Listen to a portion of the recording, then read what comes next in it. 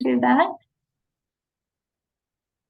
All right, thank you everyone for joining. Like Julie mentioned, this is going to be kind of a good refresher, a little workshop on CASA report writing, the reports that we submit to the court on all of your cases. We have Kerriann Fagerquist here with us today. She's one of the supervisors with CASA. Kerriann, how long have you been with CASA?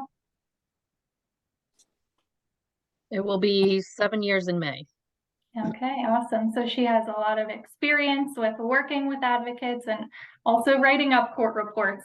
So we also have a bunch of other staff on this call, which you guys are more than welcome to pop in and make pointers, give tips or tricks if you would like to at any point during the session.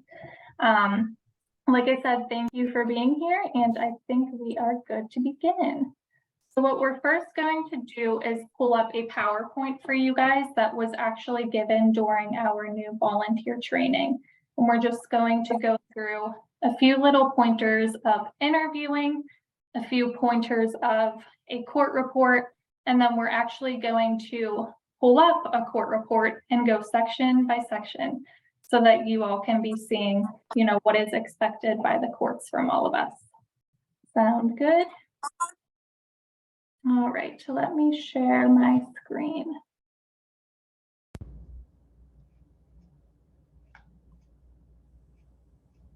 Okay, can everyone see this? Oh no, now I can't figure out how to. I think it's blocking.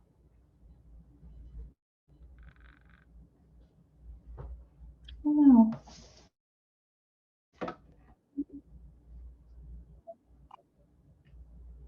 All right, can everyone see the gist of it right there? Okay, so these are a few of the little tips that we're going to go through when it comes to interviewing.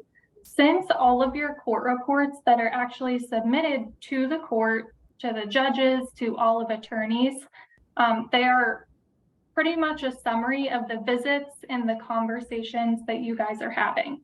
So we won't touch too heavily on this part right here, but we just thought that it was important to kind of breeze through this so that you can kind of get a header into the court report writing process. So here are just a few tips for when you're interviewing with your children. You want to display empathy and concentration. And you really want to go into every interview that you have when you're speaking with people, when you're taking notes, with a very unbiased, non-judgmental demeanor. I know that as staff, as advocates, it's very easy to walk into any situation with your own thoughts, your own opinions, any thought that you may have, and kind of hold that throughout the entirety of a visit. But I think it's just so important before you're walking into a home or before you're on the phone with someone to kind of take a breath and remind yourself that what you may believe or what you may think may be a little bit different than what you're going to walk into. It's very important to always be observing and taking note of gestures, expressions, just things that you're seeing out of the people that you are sitting there and interviewing. And like I've mentioned, taking notes, very important to do that so that you can make sure you're not forgetting anything, whether you're holding your notebook while you're there in the room in person. Oh, I'm sorry. A training session. It's okay.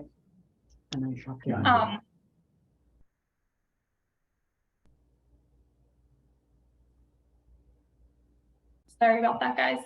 Whether you're holding a notebook in the room and explaining to the person that you're talking to that you're going to be taking notes on that interview, or if you're leaving that interview and getting in the car and making sure you jot everything down so that you don't forget when you travel home or, revisit it the next day. Another point is to not expect to gather all of the questions in one session. I personally always tell my advocates that when you go into a visit, just kind of read the room and feel out the experience. It's good to have a plan when you go into a visit, but sometimes everything doesn't go according to plan. So make sure that you're kind of listening to that child that you're working with and just really making sure that everyone feels comfortable in the process. Okay, so Kerriann, do you want to add anything else to those interviewing tips, or do you feel like we're okay to move on to the section about writing? Yeah, I would just say, try to be prepared, like she said beforehand, maybe write down some of the questions. Also keep in mind when you're interviewing people, what information is needed for the report. So it's very important we have everybody's names that you speak with, all the collaterals, their full names, and the role in the child's life. So, if you've just met somebody for the first time, or one collateral that you may not be speaking with every month or often, make sure to get their full name and the role in their life and jot down the dates. Or however you keep track of dates of your visits, dates you spoke to collaterals, just make sure everything is dated with a name.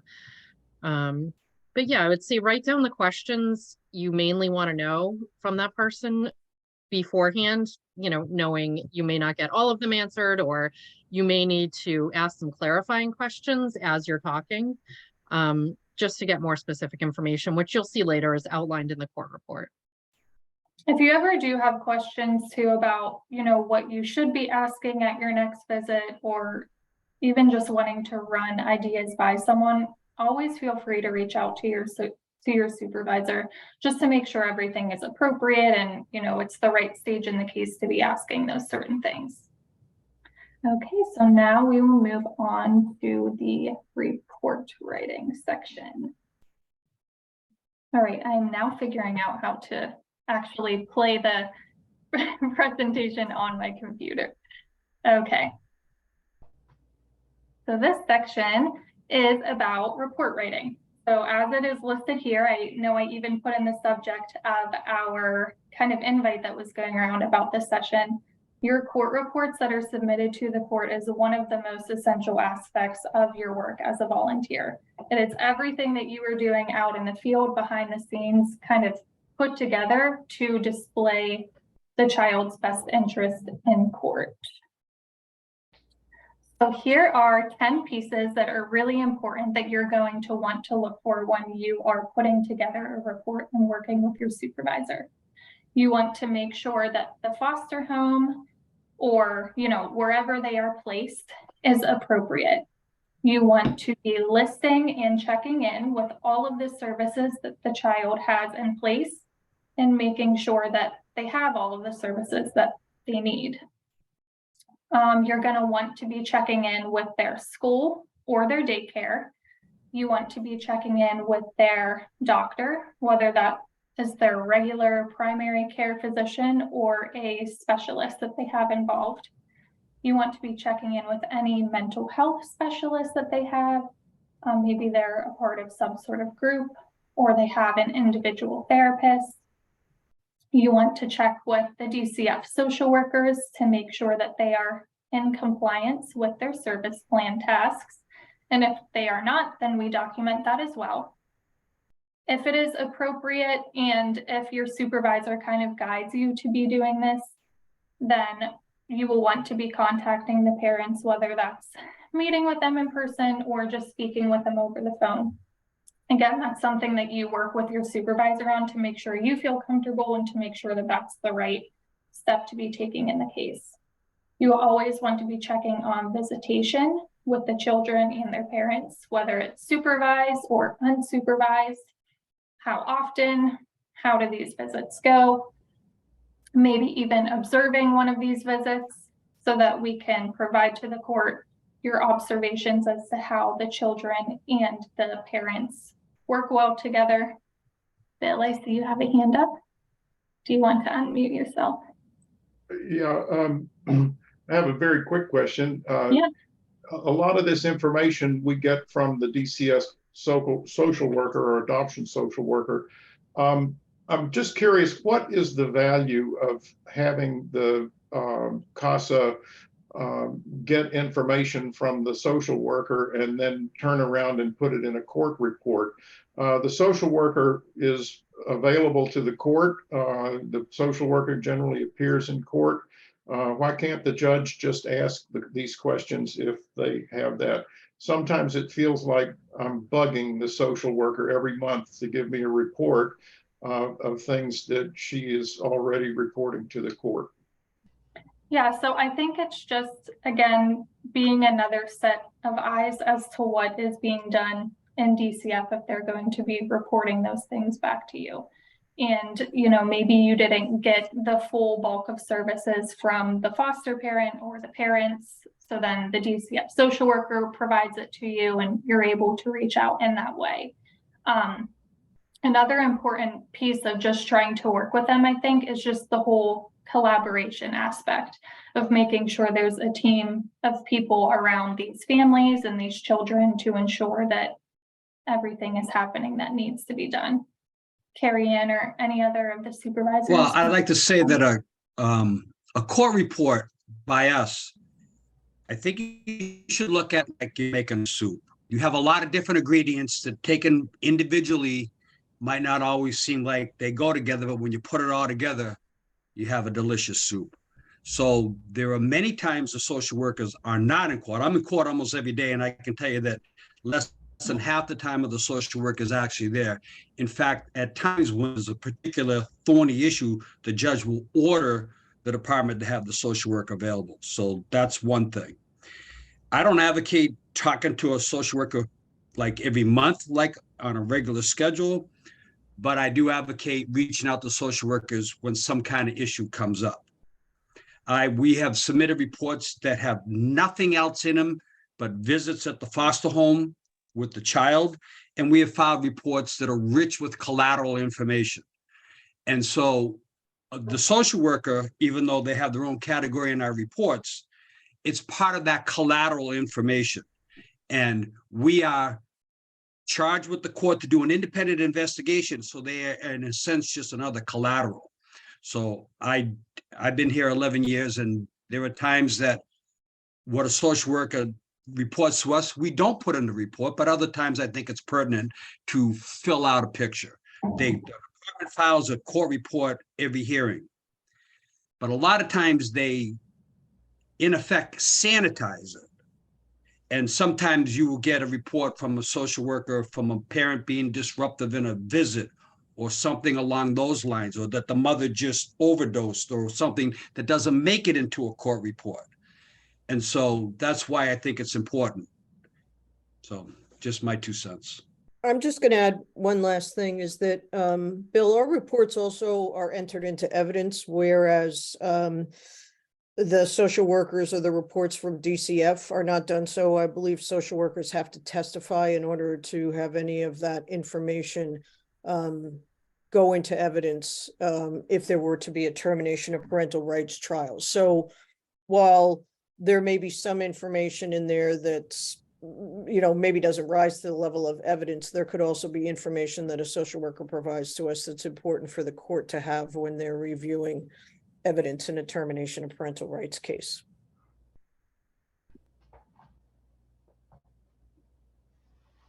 Yeah, I think it can also show inconsistencies in reporting. You know, it can show if you've spoken to parents and they say one thing, like they've done all this, that, and the other. It can show communication between the parties. If social worker says, no, they haven't done any services, but, you know, in the section before it says mother says she's done all these services. So I think I think there's several good reasons that, you know, like Jim said, maybe contact isn't necessary every month. It really depends on the case. Thank you, everyone. Bill, does that answer your question? Okay. Yes, thank you very much. Absolutely. Okay, so we went over contact with parents when needed and visitation with parents and the children.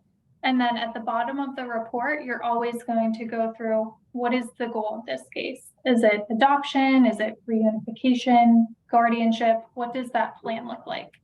And there we display whether CASA, as the advocates for the children's best interest, whether we agree with that or not. And the information that you are listing in your report should show, because of those reasons above, this is why we feel the way that we do. So that is that.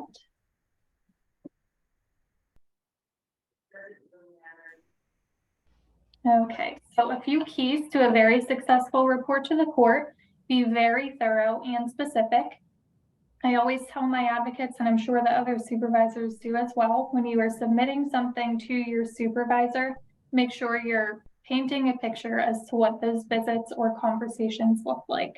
We want to know who you spoke with or visited with, the day that it happened, meaning the date, you know, give all information that you possibly can so we can pick through and make sure the most pertinent information is getting to the right people. It needs to be free from bias, as I had mentioned at the beginning of this. You want to get your information firsthand.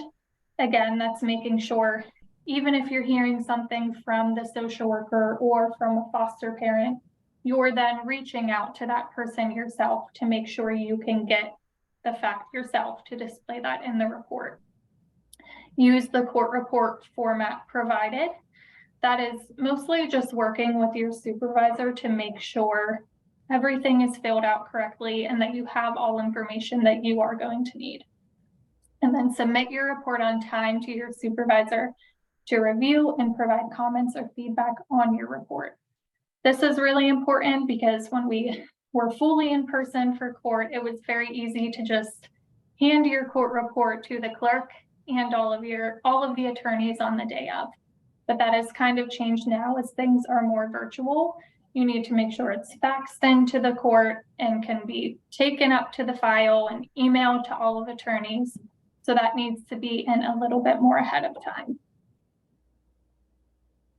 Okay, so here are a few key elements of the court report. You want to have the brief family background, the reason for removal, placement information, whether the child's in a non-kinship or kinship foster home, a residential placement, or reunified with parents. You want the status of child visits, all collateral contacts with anyone that you're checking in with in regards to the children, contact with parents, contact with the DCF social worker, and then the goal for the case, whether we agree with that or not. And then we're always going to list our CASA recommendations at the bottom of the report. All of this stuff we will go a little bit more heavily into once we pull up the example court report for you guys. Okay, so effective recommendations. Like I had mentioned before, whenever you're kind of going over the goal for the case and whether we agree with that or not, based off of all of the information that you have in the report, after discussions with collaterals, after visits with children, you will then be able to kind of take a look at the grand picture and see what is maybe needed in the case. Should the child remain in the home that they're in? Should the child be in therapy? Should they be in an extracurricular activity? You always want to make sure that all of the children's needs are being covered. And if they are not, then that's when you write that into the recommendation section. Okay. This is kind of based off of what I just mentioned, considering the following when you write your recommendations: their placement, any counseling, visitation, permanent placement, education needs, medical issues, anything along those lines. You always want to make sure that the child's needs are being met. Okay, so I'm going to stop sharing there. Those are our PowerPoints. And now we are going to pull up an example of a court report that Kerriann is kind of going to go through. Again, the rest of us supervisors can hop in when we feel like it's necessary.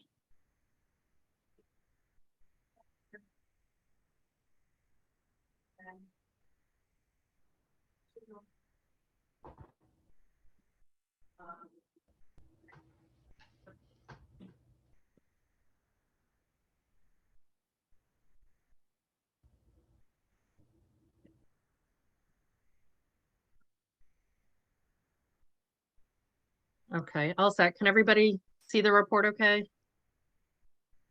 I don't have the control function to make it bigger or anything. So here's an example of a report. All the names have been changed, names, dates, everything. So there's nothing identifying in here. I would say the easiest thing to do is when you're writing up your monthly report for your supervisor is to write it in this format. So all the information is easy to find. It's easy for you to add to between court dates. So for example, if you sent this in February and there's not a court hearing until April, you could add your March and April information before the court date right to this form. Then once it's been submitted to the court, then you can start this form over, if that makes sense. So at the top is just the identifying information, the child, the case name, number of placements they have. That's the top is all self-explanatory, fill in the blank. Allegations leading to removal. These are just the allegations that happened that you all read in the affidavit when you initially got your case. So we just list what the issues were briefly. So current status is where you're going to list the children and the dates of the visits. So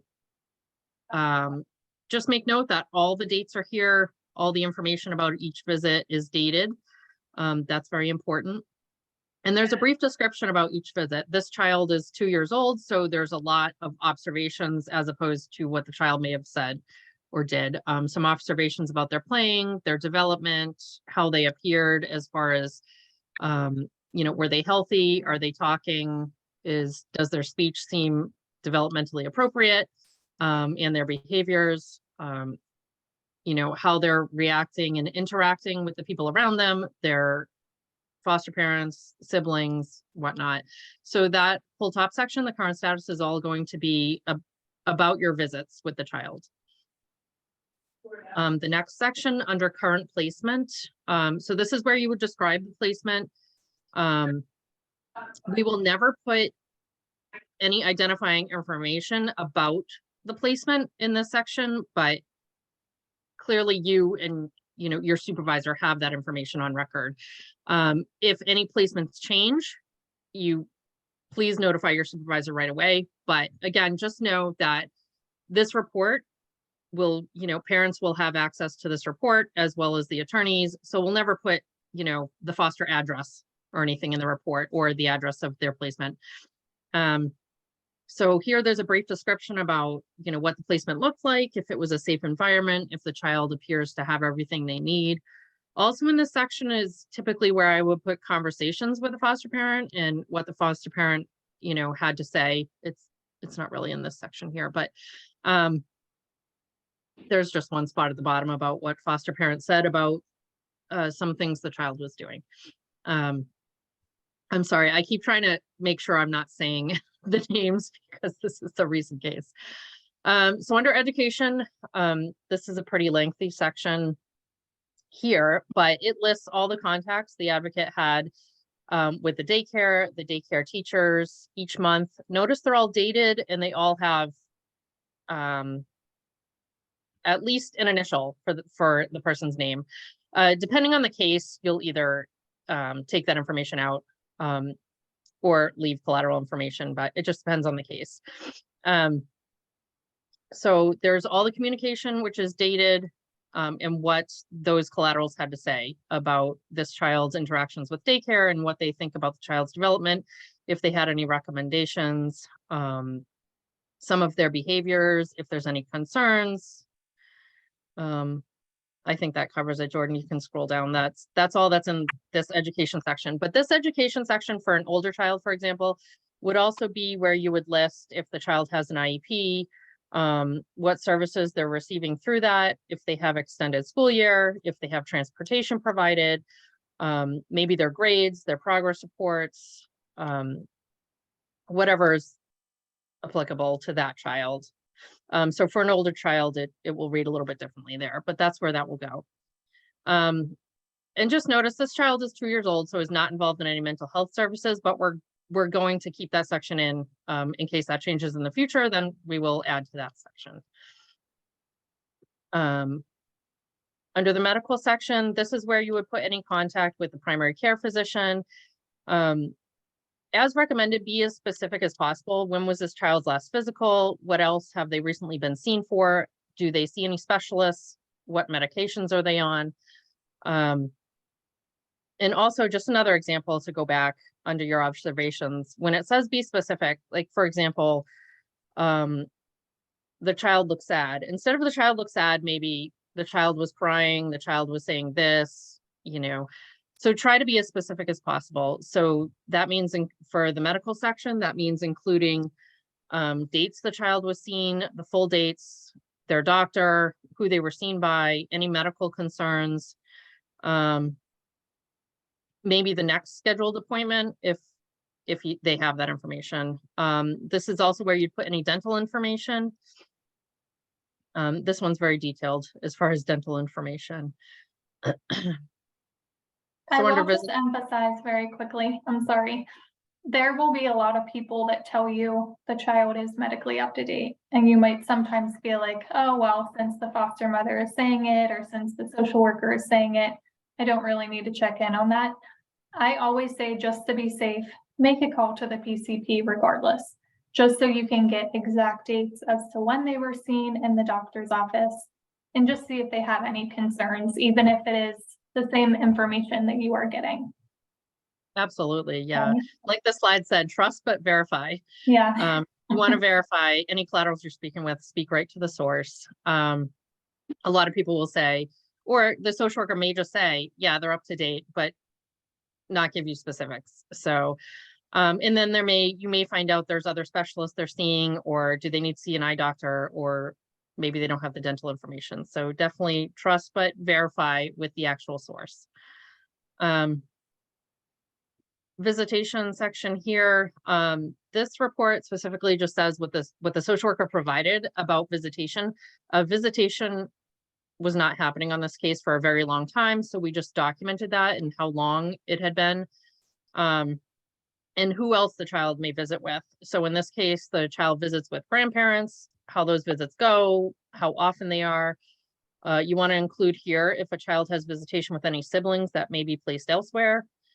And how again, like Jordan mentioned earlier, you may want to observe visitation for yourself. And this is where you include, I attended a visit on this date between mother and child. This is how the visit went. This is where it was supervised at DCF or whatnot. So that's, sorry, I keep trying to scroll. Can't. So that's the section on visitation. Under parents, specifically under parents, this section is for your contact you've had with the parents or non-contact. So for example, in this case, parents didn't respond to attempted contact by the advocate. So we documented every date and how the contact was initiated or attempted, just to show the judge and the court that, significant efforts were made to reach these parents. And this actually did come up in court that day because it was very important because it had been a significant amount of time since this child had seen their parents as well. So the court was kind of moving forward with that process. Kerriann, you should be listed as a co-host now as well. I can scroll for you, but if you would like to, you can now. Oh, it's still not working. Let me see. That's okay, Jordan. We're almost to the end. It won't scroll for some reason, even if I'm clicking on it, but that's okay. So other examples in this case, parents did not respond to the attempted contact. So other examples would be if you had contact with the mother and father, was it by phone? You want to specify, was it by phone? What date? Was it in person? Where was it? And what those parents had to say. And things you'd be talking to the parents about, for example, are what services they're involved with. Do they have a copy of their action plan? Do they feel they're getting, assistance with obtaining services? How are their visits with their children? And any other thoughts they may want to share, but that's where you'd put your contact with the parents. I think a lot of people tend to either put information from documents about parents in that section, or things a social worker has said about parents in that section. But you'll see below under action plan compliance and reasonable efforts, this is where I would include all information that the social worker has shared about the parent's compliance or non-compliance and the goal of the case. So in this case, the goal is adoption. These are, dated emails and conversations with the social worker and just what the social worker had to say about the situation and parents' compliance. You can scroll down, Jordan, unless anyone wants to read through that. So under DCF goal, this is where you'll put what the current goal is, whether we agree with the goal or not. And underneath that, you always want to support your position. So you want to state out reasons why you support the goal or you don't support the goal. So there's some examples there. The goal is adoption. We agree with that. We had been unable to make contact with parents. Parents haven't been in touch with DCF or attending visits for quite some time. But, other examples are, parents aren't compliant with their action plan. They're not involved in services. They're not involved in therapy. Or if you don't agree and you see parents making a significant effort, this is where you may want to list that. Emily, do you have a question? Yes, it'll be quick. And I'm not sure if this is the right place to ask it, but in my cases, I've only had kids that were with their biological parents as they were going through the DCF case. This current case, my kiddos are living with their, it's a family placement, so it's a biological grandmother. And there's a lot of contention between the grandmother and the parents. And as I listen to this is my first chance of saying, oh, I probably really need to interview those parents. And I have to say I'm a little afraid because one of them sounds slightly violent. And but how best to say, I guess, when you're trying to get this information, is it best to reach out to the social worker to say, I'd like to attend a visit with the parents, or do you plan that through the foster parents? Like I said, there's a contentious relationship there. This is not necessarily about writing a report that leads to the report. So hopefully this question is okay. Yeah, great. No, that is a great question. I would say definitely have more of a talk about this with your supervisor because I'm not familiar with your case, so I don't want to give any wrong information. I would say if you're going to attend a supervised visit that DCF supervises, then yes, I would reach out to the social worker to observe one of those. There may be opportunity before or after that visit to speak to the parent or parents, whoever's there. So you could kind of do that all within one visitation time and save yourself some time. If you're unsure about how parents will speak to you or receive you, maybe a phone call at first to explain your role. There is a CASA information sheet you could provide to them. If you have an email address, you could start there and try to arrange something through email and kind of gauge their response to it.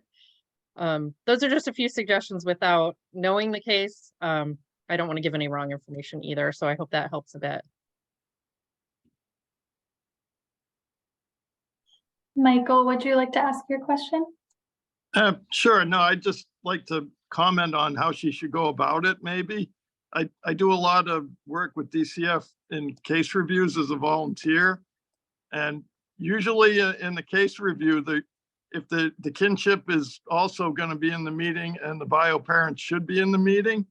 And if you're a CASA, you're allowed to ask questions. So you can always try and get a feel for the relationship just through what you're hearing during the review. I'd really encourage any CASA to attend the reviews every 6 months because it's a wealth of information, and you do get a feel for the relationship between the people involved, like grandparents and kids. There's a lot of grandparents out there that are actually parenting their grandkids these days, and the relationship between them and the parents is always, sometimes it's not that great. But I think reviews are a good thing to attend, and it's appropriate to ask the question there. Can I ask, what kind of relationship do you have with your daughter? Are you able to work with them? Or is it a little strained? And that's a perfectly good question to ask during a review. That's it. Yeah, absolutely. That is great advice. Foster care reviews are great to attend. They're every 6 months though. Yeah, So yeah, we definitely recommend, I definitely try to remind advocates every so often that please check in on when the next one's coming up. If you can't attend, sometimes a supervisor can attend in your place. But that's definitely a good place to see everyone in one place that shows up if they're there. Yeah, absolutely. I'd like to add just quickly on that. I've been involved in a case that, you know, I learned through observing a supervised visit that I did not want to interact with the parents based on their behavior as that I observed them. So certainly we don't want to put you in a position that you feel unsafe, right? So there's that. You can, you know, those supervised visits, and of course I echo what Mike says about the foster care reviews. Those are really good, but the supervised visits will give you a heads up as well. And the social workers, if you know, they'll tell you, you know, whether you feel comfortable talking. These were parents, I wouldn't want them to have my phone number. So you can gauge that during a supervised visit and as well. I will say too, as a supervisor, in the past, I have gotten onto a Zoom call with my advocate and the parents, just to help my advocate feel comfortable with asking parents questions, and to myself kind of gauge if this is going to be inappropriate to people for my advocate to go and visit. So that is another option as well. But like they have all kind of said, just talk to your supervisor about what the next best step is.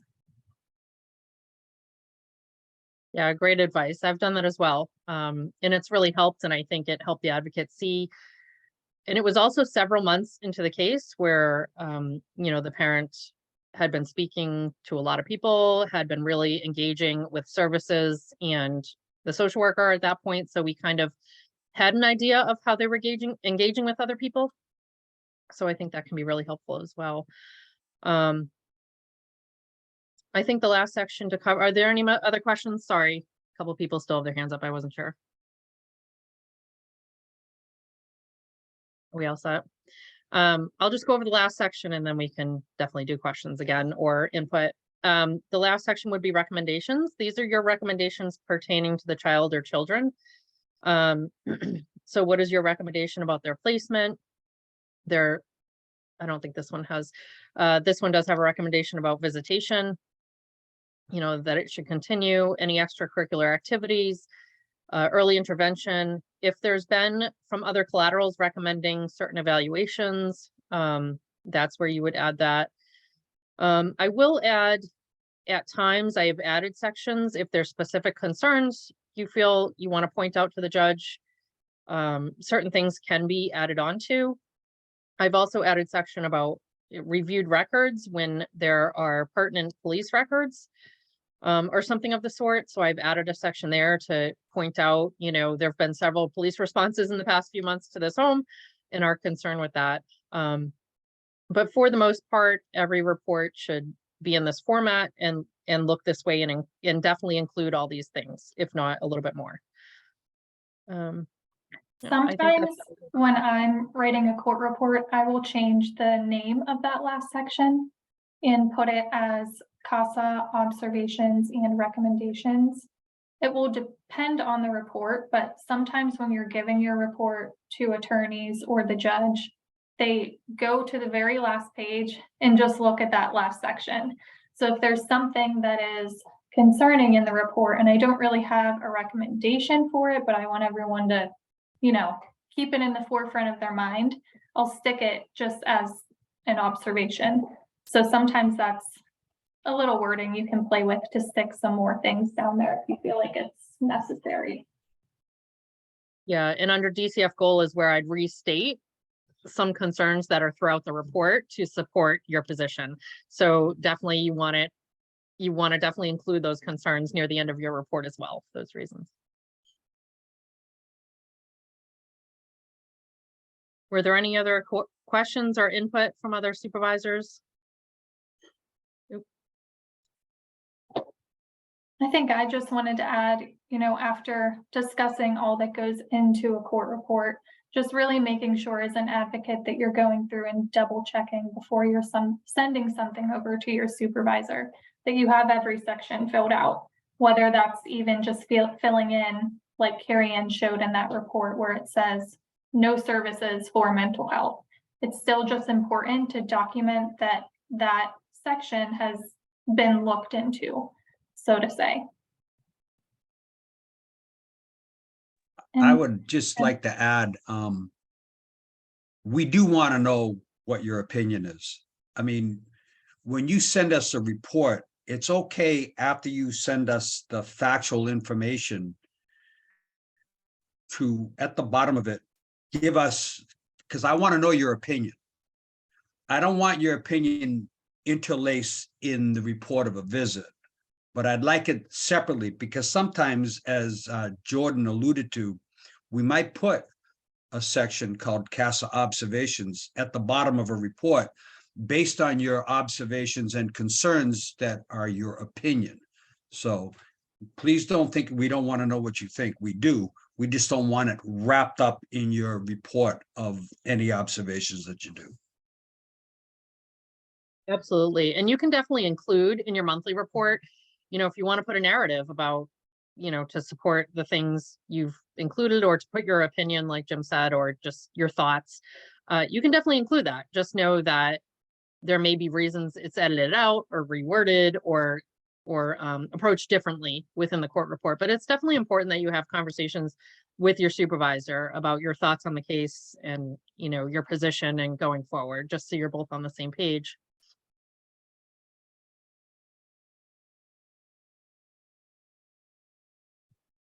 any questions or comments from any of you advocates? No? Well, this entire thing is recorded, so you can always go back and watch it. Oh, Bruce, I'm sorry. Sorry, I couldn't find my little fake hand. That's okay. So I'm kind of always torn. I'm relatively new at this, but I'm kind of torn between providing the information, like you were mentioning earlier, having a side narrative. I want to give my supervisor all the information that I can, but I don't want to increase her workload or their workload by sending out 2 documents or whatever. And I don't have a problem with people whittling out the stuff they don't want to include, but is that preferable to a supervisor to receive all the information and let them whittle it out, or use the format that you've pointed out here and provide that in addition to a narrative if there was something else you wanted to bring up?